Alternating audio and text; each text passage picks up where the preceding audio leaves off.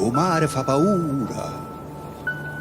A così, dice la gente, guardando mare calma come una tavola. E dice lo stesso pure, rinde giornate vierne, quando il mare s'ainza, e l'onne sagliano prima a palazzo e casa, e poi a montagna. Vergine Santa, scansa i figli e mamma.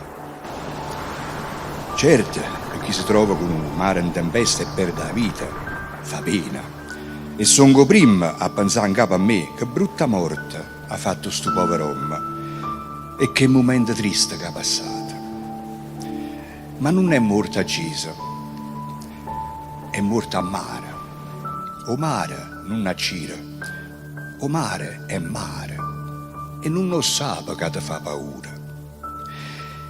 Io quando lo sento, specialmente di notte, quando vatta a scogliera e caccia il mare, migliaia di mani, e braccia, e gamma, e spalla, ha raggiunto con me, non se non porta che c'è straccia a scogliera e vega che si tira e si schiaffea e caparbia, imbarruso, cocciuta e cacciata vota e s'aiuta che capa e spalle e braccia che piede e che ginocchia e rira e chiagna perché vuole il suo spazio per sfruttare.